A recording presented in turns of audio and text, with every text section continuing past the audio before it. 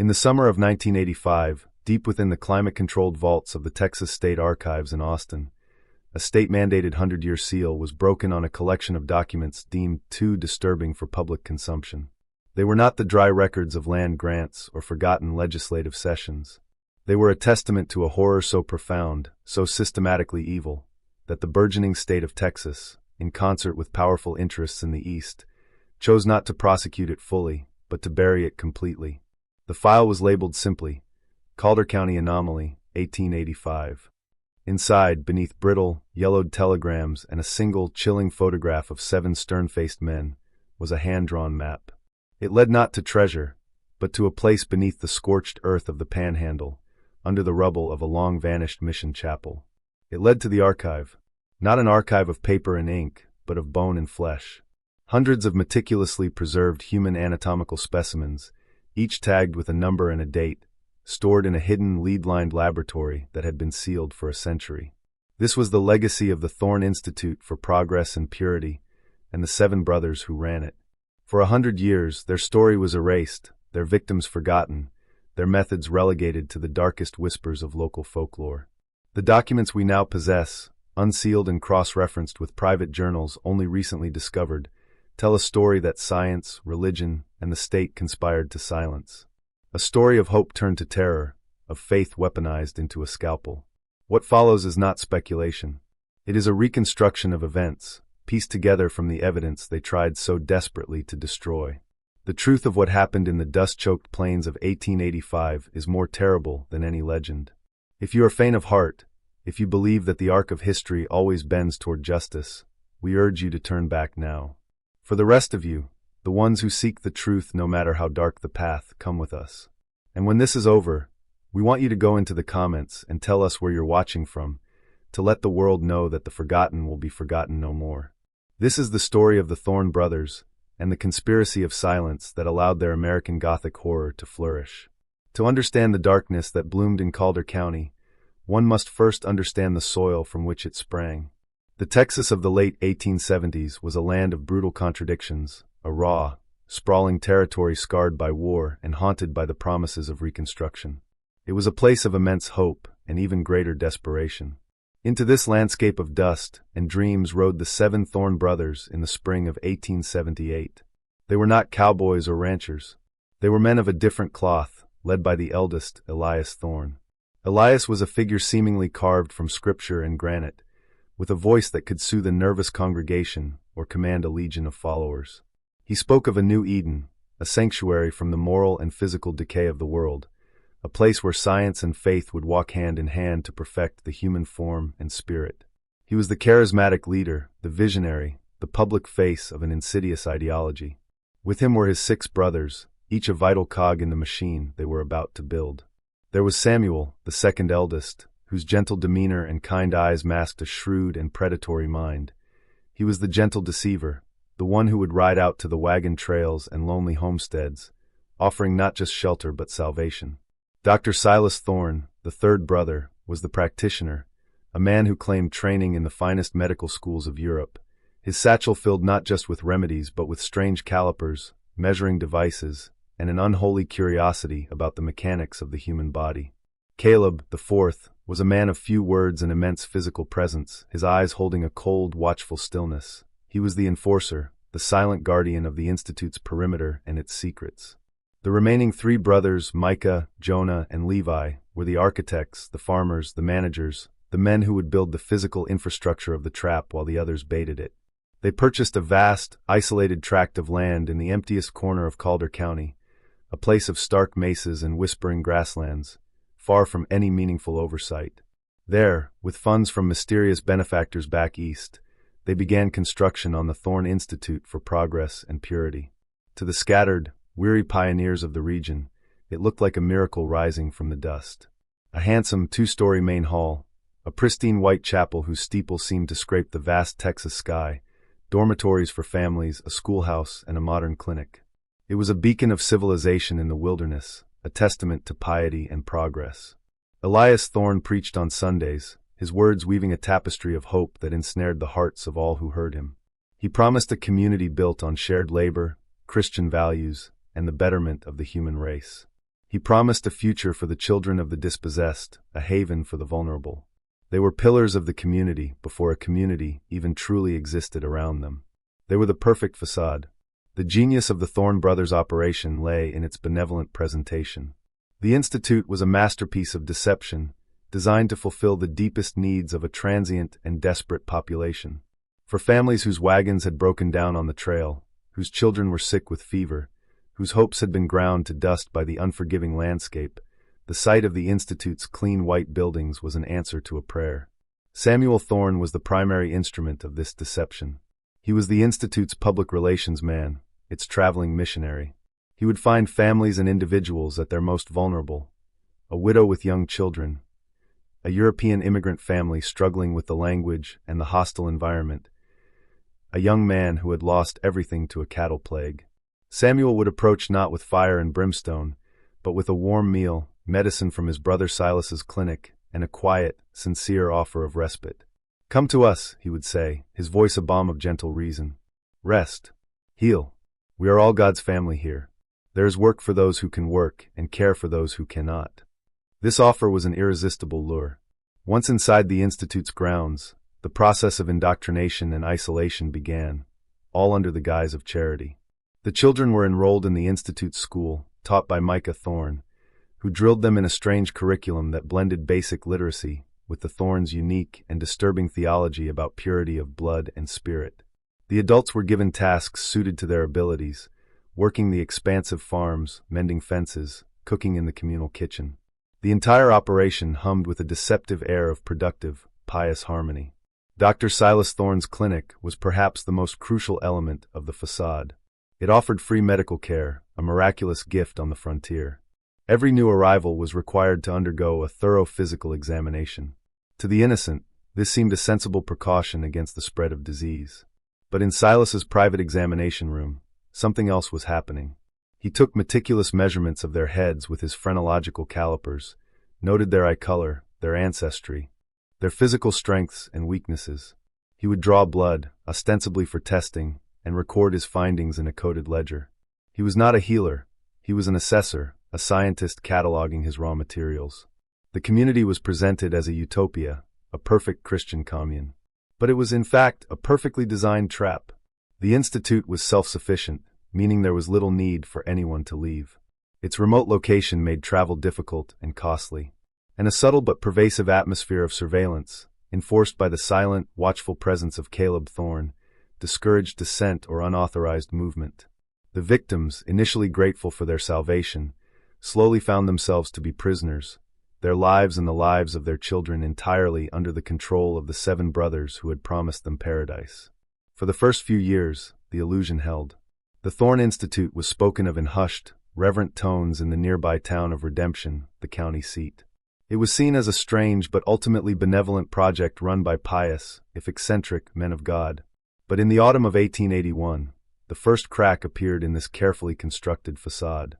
A local rancher named Jedediah Kane, a stubborn and independent man who had lived in the territory long before the Thornes arrived, lost a valuable horse. Its tracks led directly to the Institute's property line. Kane, not a man to be trifled with, rode to the Institute's gate and demanded to speak with Elias Thorne. According to a later statement from a former Institute worker, Kane was met not by the charismatic Elias, but by the imposing Caleb. An argument ensued. Kane was loud, accusatory, and unimpressed by the Institute's pious reputation. He had also recently lost a young ranch hand he had hired, a boy who had mentioned wanting to see the famous chapel at the Institute and was never seen again. Kane, now fueled by suspicion, began asking inconvenient questions. He wasn't just asking about his horse, he was asking about the boy. He was asking why no one ever seemed to leave the Institute once they entered. He was asking why the Thornes needed such a high fence around their vast property. Elias Thorne eventually emerged, his face a mask of serene disappointment.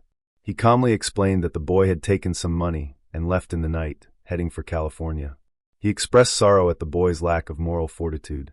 As for the horse, he suggested it had likely been taken by Comanche raiders, a common fear in the region. Kane was not convinced.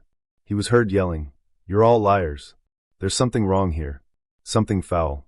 He promised to ride to Redemption and speak to Sheriff Brody, to have him investigate the disappearances.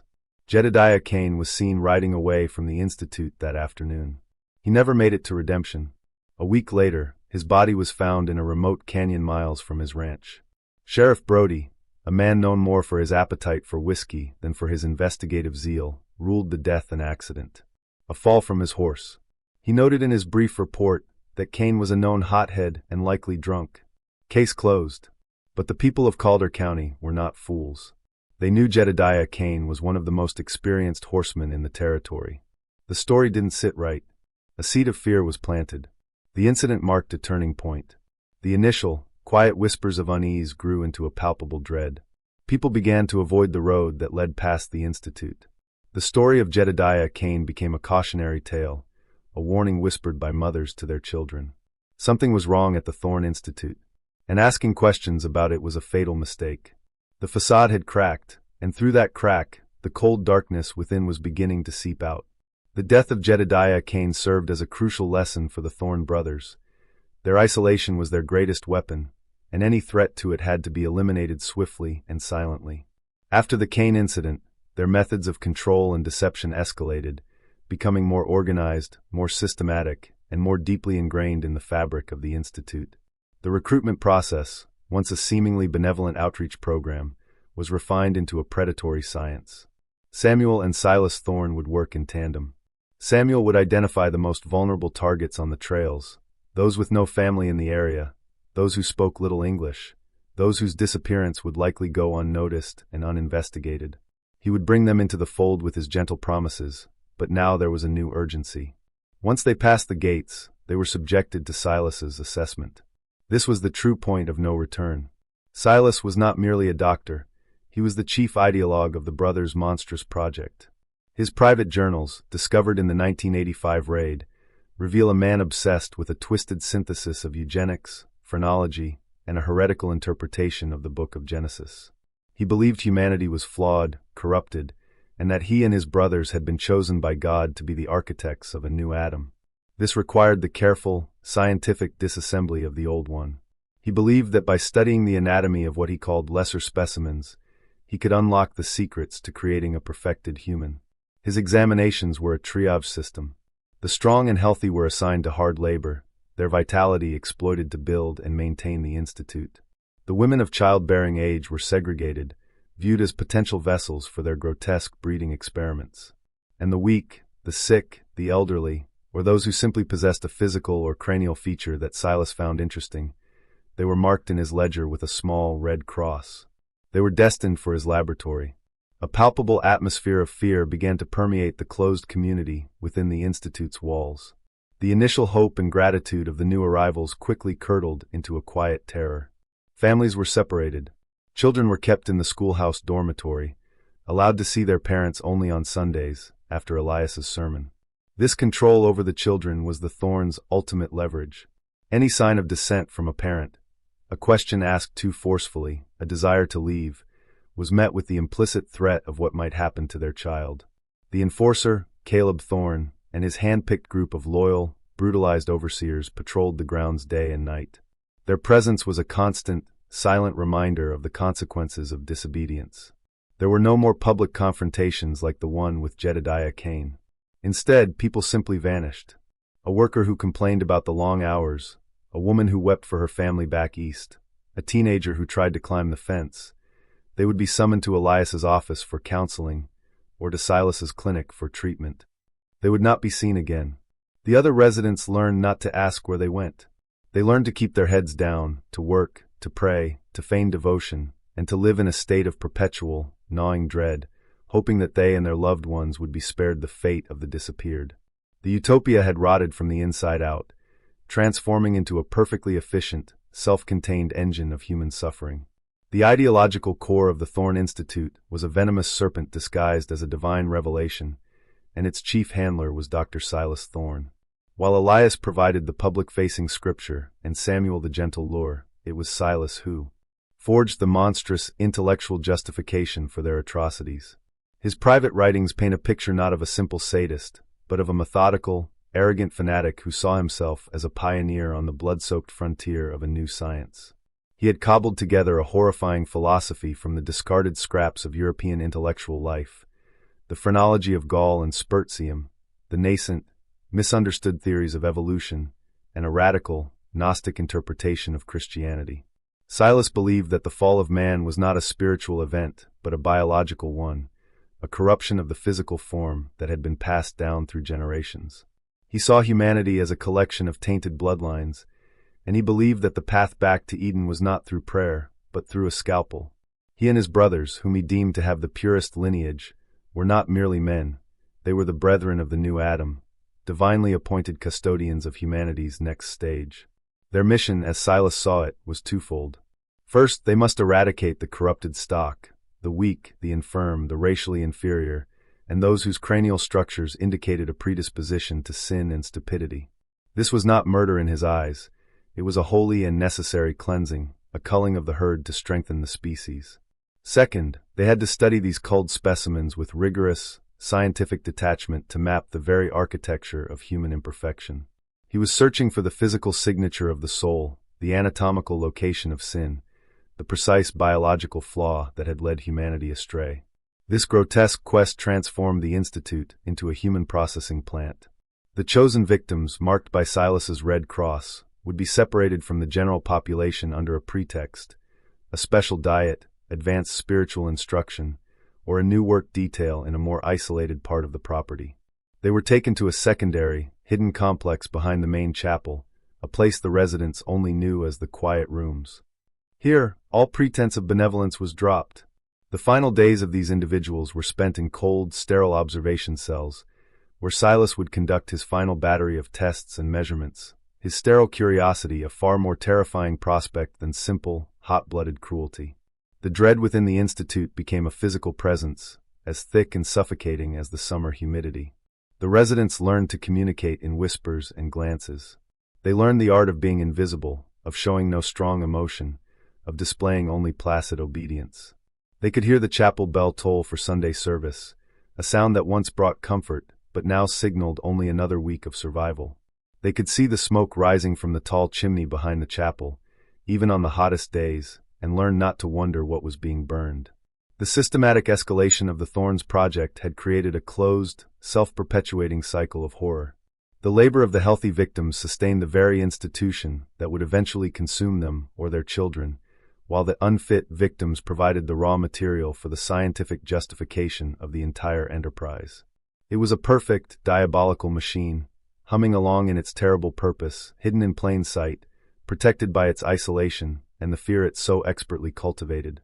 For 6 long years, the Thorne Brothers operated with near-total impunity. Their evil was so audacious, so insulated by geography and fear, that it existed in a realm beyond the reach of conventional law enforcement.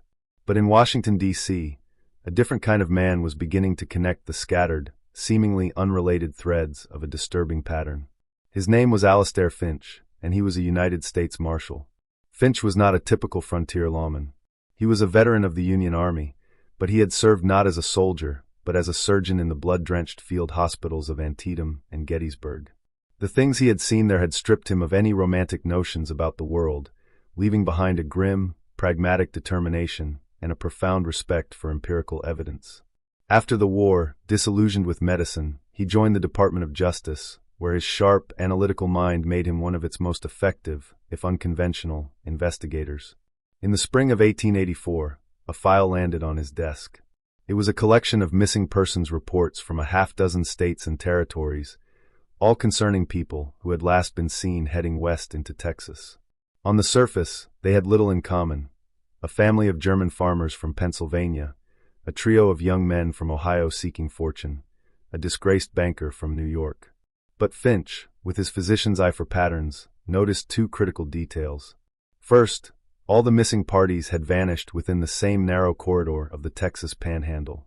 Second, and more chillingly, the last known correspondence from 3 separate groups, including a detailed letter from the German family, the Schmidts, spoke with great hope of a sanctuary they had found, a place of charity and faith called the Thorne Institute in Calder County.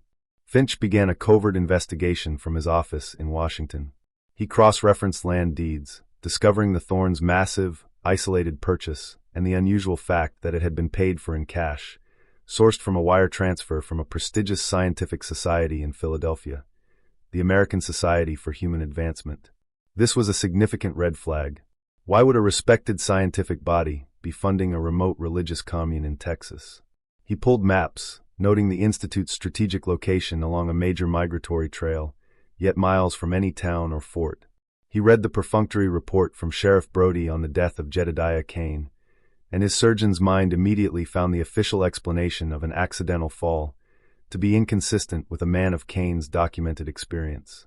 The pieces began to form a dark and unsettling mosaic. Finch was a man who had seen the absolute worst of what humans could do to one another on the battlefield, but this felt different. This was not the chaotic brutality of war. This was quiet, organized, and systematic. It had the cold, sterile feel of a laboratory, not a battlefield. Convinced he was looking at the heart of a great and terrible darkness, he presented his findings to his superiors. They were skeptical. Disappearances on the frontier were common. But Finch was persistent, his arguments precise and backed by the evidence he had gathered. Finally, they relented. They gave him a commission and a single directive: travel to Calder County, Texas, and ascertain the truth about the Thorne Institute. Alastair Finch, the catalyst, the man of science and law, was now heading for a confrontation with a perversion of both. Marshal Alastair Finch arrived in Redemption, the seat of Calder County, in the sweltering heat of August 1884. He did not come as a lawman, with a tin star polished on his chest. He came as a naturalist, a botanist supposedly collecting specimens of prairie flora for a university back east. He was a man who understood that in a closed system, a direct approach would only cause the organism to seal itself off. He needed to be a virus, something that could slip inside unnoticed. His first stop was the office of Sheriff Buford Brody. The sheriff was a portly man with whiskey on his breath and a film of sweat on his brow. Finch, in his guise as a friendly academic, asked about the local sites and mentioned he'd heard of a large, interesting mission or school run by some brothers named Thorne. Brody's reaction was immediate and telling. His eyes darted nervously, and his folksy demeanor evaporated. He described the Institute as a place of private, pious men who wished to be left alone. He mumbled about their charity, their good works, and the foolishness of bothering them. When Finch casually mentioned the unfortunate accident that had befallen the rancher Jedediah Kane a few years prior, Brody became visibly agitated, dismissing Kane as a troublemaker and the incident as old, settled business. Finch left the interview convinced of one thing: Sheriff Brody was either deeply terrified of the Thorne Brothers or on their payroll. He was not a public servant, he was a gatekeeper. Finch spent the next week in Redemption, gathering the quiet intelligence of a small town. He spoke to blacksmiths, shopkeepers, and saloon girls. He heard the whispers. He heard the stories of people going to the Institute and never being heard from again. He heard the folklore that was already building around the place, tales of strange lights in the chapel at night and a chimney that smoked on the hottest days. The fear was a tangible thing, a corrosive element in the air itself. Armed with this ground-level knowledge, he knew his next step was to see the place for himself. He rode out towards the Institute, his botanist's satchel on his horse. As he approached, he was struck by the sheer perfection of the place, its clean lines and manicured lawns and unnatural imposition on the wild, untamed land. It felt less like a sanctuary and more like a fortress. He was met at the gate not by a welcoming man of God, but by the cold, imposing figure of Caleb Thorne. Finch explained his purpose, his desire to study the unique plants that grew on their land. Caleb's eyes were flat, devoid of emotion, and they missed nothing. But before he could be turned away, the charismatic Elias Thorne himself emerged from the main hall, a welcoming smile on his face. Elias was everything the stories said: charming, articulate, and utterly convincing. He welcomed the learned Dr. Finch, expressing his delight that a man of science would visit their humble home. He invited Finch for a tour, a meal, a chance to discuss matters of God and nature. It was a masterful performance, and Finch knew he was being tested, evaluated. As Elias spoke of charity and salvation, Finch's eyes were cataloging the details: the unnaturally cowed expressions on the faces of the residents they passed, the subtle but constant presence of Caleb's overseers, the way the children in the schoolyard played without laughter. He was inside. The investigation had truly begun, and as he sat across the dinner table from Elias Thorne, breaking bread with a monster, Alastair Finch knew he was in the most dangerous place on earth. Finch understood that to uncover the Institute's secrets, he couldn't remain an honored guest. He had to become one of the flock. Feigning a crisis of faith and a weariness from his travels, he told Elias Thorne that he was reconsidering his worldly pursuits, that he felt a calling to a simpler, more spiritual life. He asked if he could stay on for a while, to work and pray and learn from their example.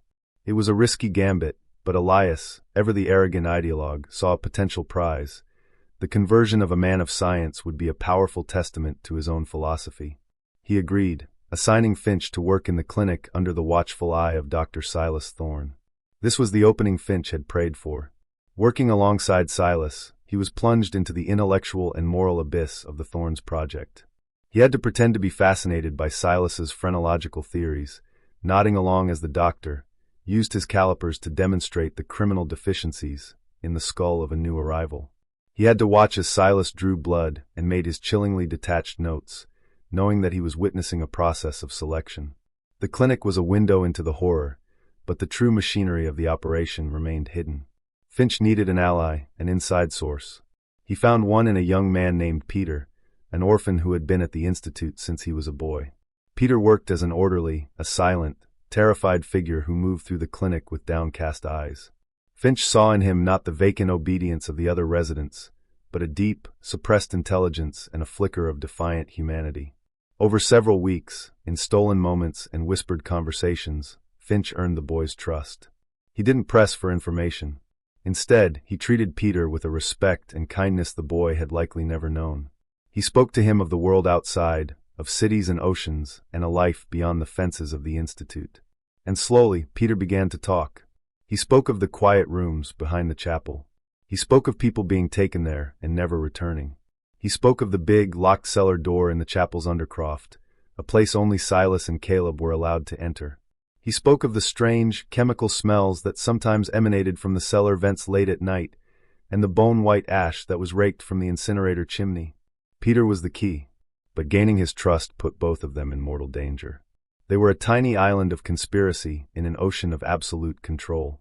The tension was becoming unbearable. We ask you to pause for a moment and consider the courage of these two men, the methodical investigator and the terrified boy, conspiring in whispers against a monolithic, homicidal power. Theirs was a quiet, desperate battle for the truth, fought in the shadows of a place where discovery meant a fate worse than a simple death. The history we know is so often the story of loud, public heroism. But the most important battles are often fought in secret, by ordinary people who find themselves in extraordinary circumstances and choose to do the right thing, no matter the cost. The moment of truth arrived on a moonless night in late September. Peter, his hands trembling, slipped a small, crudely drawn map to Finch. It showed the layout of the chapel, the location of the hidden cellar door behind the altar, and the patrol patterns of Caleb's guards. Peter had also managed to steal the key from Silas's office, a heavy, ornate iron key that felt to Finch like the key to hell itself. The risk was astronomical. If caught, they would not simply be killed. They would become specimens in Silas's collection, their defiance a subject of his ghoulish academic curiosity. But Finch knew this was his only chance. He had seen enough, heard enough, and pieced together enough circumstantial evidence to know that the heart of the entire operation lay beneath that chapel floor.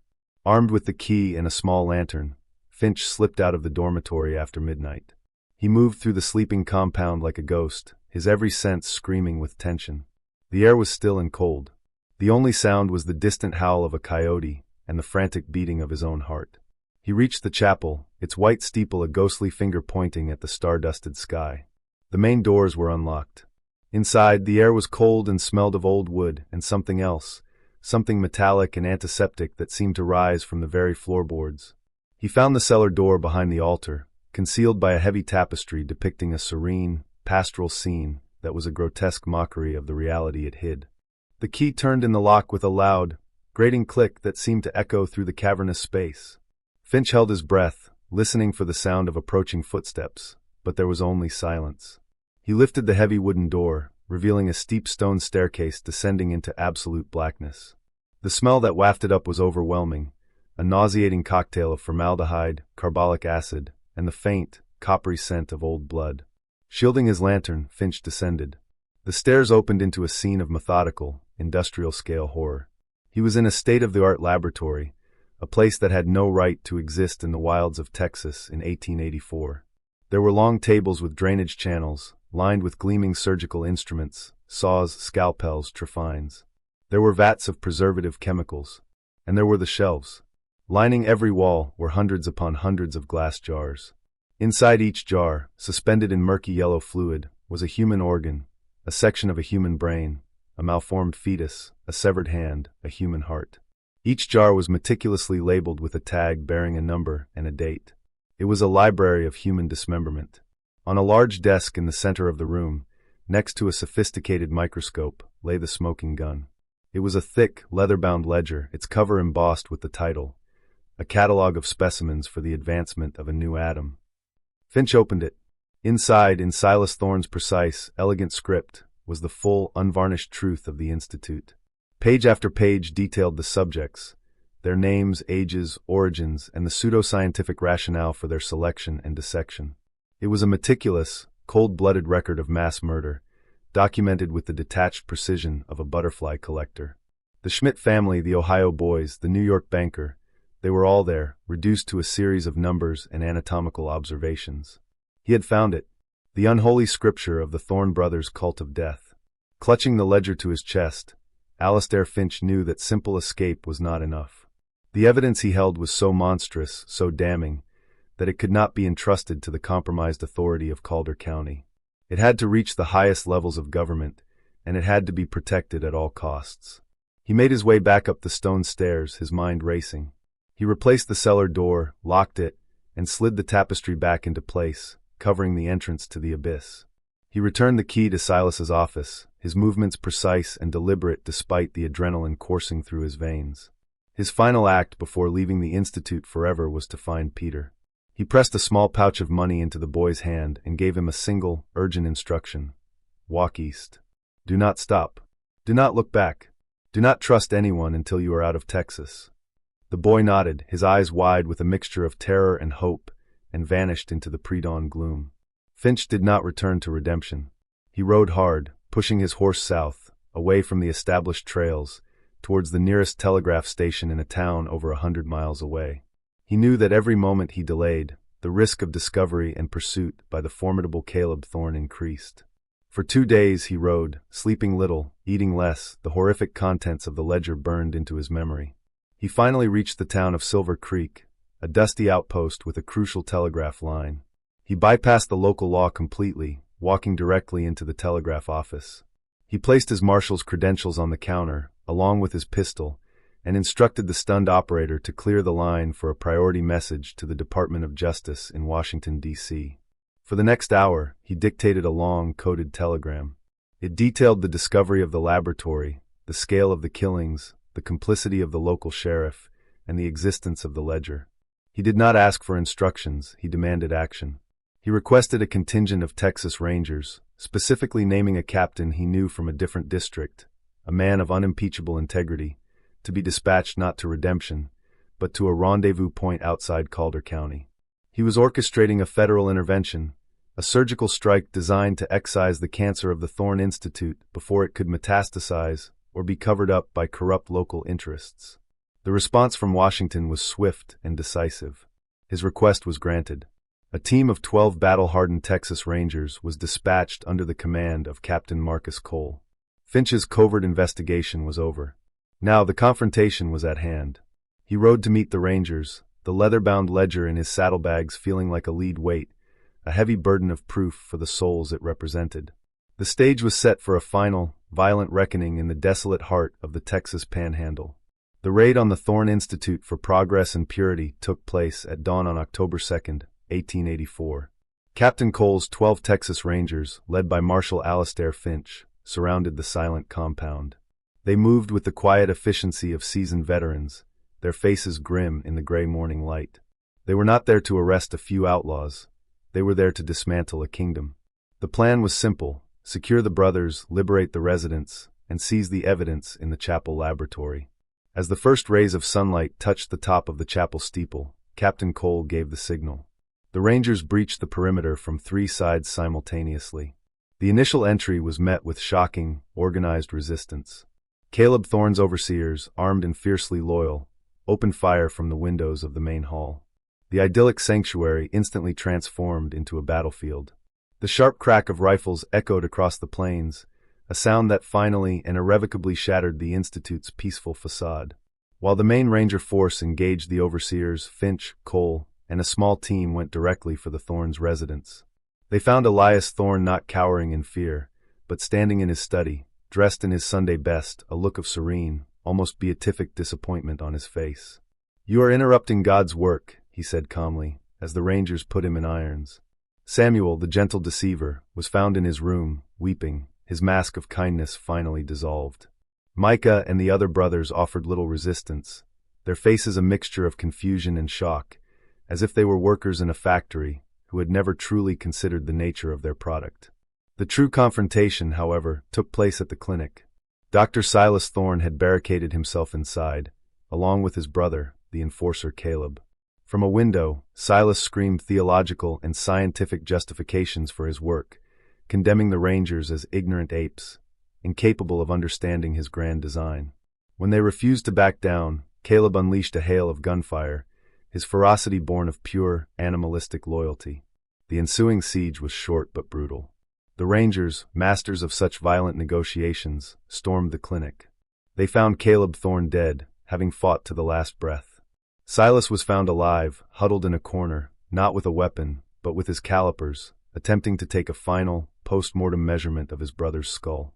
As the surviving brothers were led away in chains, the residents of the Institute began to emerge from the dormitories, their faces etched with a dazed, uncomprehending relief.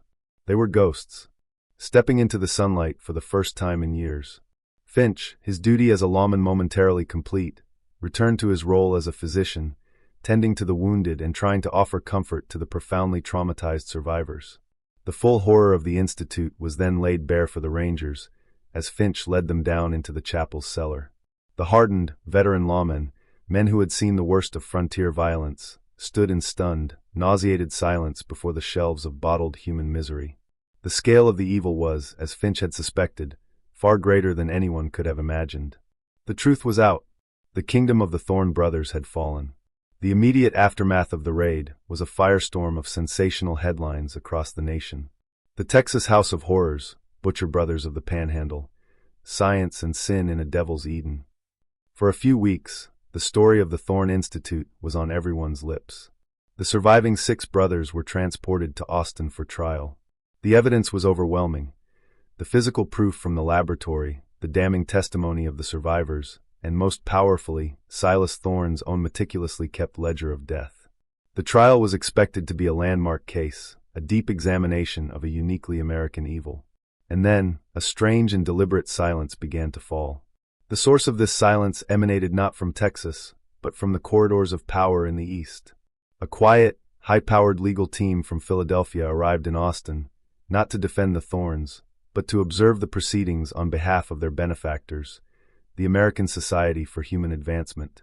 It was this prestigious society, a darling of the industrialist class, that had secretly funded the Thornes' entire operation.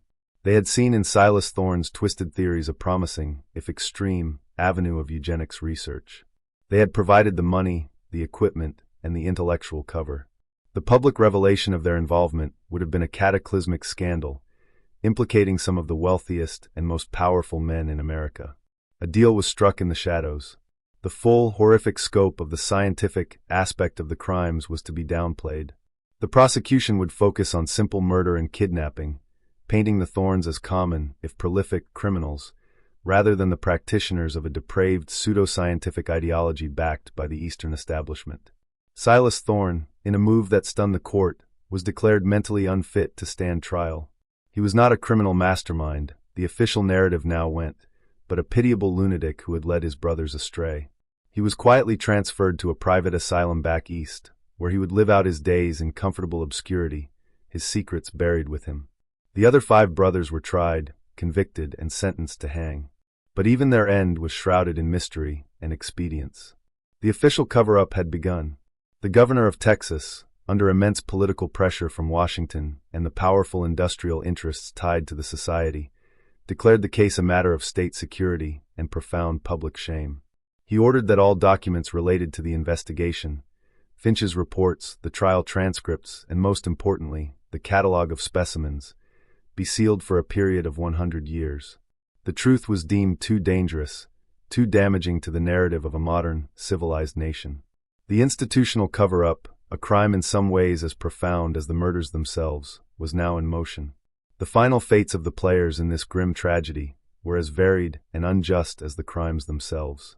Of the 5 convicted Thorne brothers, 2 were hanged in a quiet, unpublicized execution in the yard of the Huntsville Penitentiary. The other 3, according to prison records, died of illness within the next 2 years, their deaths conveniently erasing any further possibility of appeal or testimony. Silas Thorne, the architect of the horror, never faced true justice. He died of a stroke in his private asylum in 1912, a patient to the very end. His voluminous later writings, all on the same ghastly themes, were collected by the American Society for Human Advancement and have never been seen since. Alastair Finch, the man who exposed the truth, found himself a pariah. His role in the investigation was officially minimized. His detailed reports were buried under the seal. Disgusted by the political machinations and the deliberate burial of the truth he had risked his life for, he resigned from the U.S. Marshal's service. He returned to medicine, opening a small, charitable practice in a poor immigrant neighborhood in Chicago, spending the rest of his life in quiet service, haunted by the contents of the ledger he had discovered. And what of the survivors? The few dozen men, women, and children liberated from the Institute were scattered to the winds. With no home to return to and carrying unimaginable trauma, they became footnotes in their own story. The state of Texas provided them with a small stipend and sent them on their way, eager to wash its hands of the entire affair. Their testimony, once the centerpiece of the trial, was now an inconvenience to the official narrative, and it too was sealed away. The most crucial loose end was the Institute itself. A month after the trial concluded, a mysterious fire swept through the abandoned compound. It burned for 2 days, consuming everything: the main hall, the dormitories, the clinic, and the chapel. It burned so hot that the stone foundations cracked. The blaze was officially ruled an accident, likely caused by vagrants.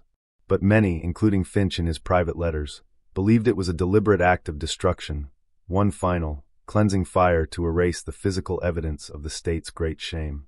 The land was declared fallow and was never resettled.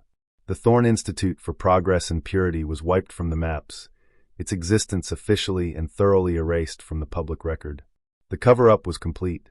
A conspiracy of silence, enacted by the very institutions meant to uphold justice and truth, had succeeded in burying one of the most horrific chapters in American history. For a century, the story of the Thorne brothers survived only as a fractured and fearful myth. In the sparsely populated expanse of Calder County, the tale morphed into a local ghost story. Parents warned their children away from the scorched, cursed land where the Institute once stood.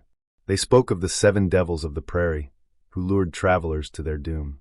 They told tales of strange, mournful whispers on the wind, and the ghostly silhouette of a chapel that would sometimes appear against the setting sun before vanishing. The land itself seemed to carry the memory, refusing to yield crops, its soil seemingly salted by the ashes of the incinerator and the weight of the evil it had absorbed. It was a scar on the landscape, a place of profound and unspoken dread, its true history lost to all but a few, who passed down the garbled story as a cautionary tale. But the true legacy of the Thorne brothers is not in the ghostly folklore of the Texas Panhandle. It is in the terrifying endurance of the ideas they championed. The twisted eugenics and racial purity theories espoused by Silas Thorne did not die with him. They were the dark seeds of an ideology that would bloom in the 20th century, finding fertile ground in the halls of academic institutions, in the language of public policy, and, ultimately, in the genocidal madness of regimes across the globe. The Thorne Institute was not an anomaly, it was a prototype. It was a chilling demonstration of how easily the language of science, progress, and even faith can be perverted to justify unimaginable cruelty. It stands as a testament to the eternal, terrifying question of institutional evil. How do good intentions curdle into systemic horror? How do respected institutions, be they scientific societies, governments, or churches, become complicit in atrocity through a combination of willful blindness, arrogance, and the quiet, corrosive desire to protect their own reputations? The documents, unsealed in 1985, force us to confront these questions. They are a mirror held up to the darkest potentials of human nature, showing us that the most terrifying monsters are not creatures of fantasy, but men of conviction, armed with an idea. The horror of the Thorne Institute is not that it happened, but that it was allowed to happen, and that it was so successfully erased. It reminds us that history is not a settled, agreed-upon fact, but a battleground of memory and erasure. And it is our duty, our burden, to unearth the stories that have been deliberately buried, to give voice to the silenced, and to stare into the abyss, not out of morbid curiosity, but because a forgotten evil is an evil that is doomed to be repeated. We have told you this story. We have shown you the evidence. Now, the memory of the victims of the Thorne Institute is in your hands. Do not let them be forgotten again. Go to the comments and tell us your city and state, and in so doing, create a new archive, a global testament that the truth, no matter how long it is buried, will always, eventually, find its way into the light.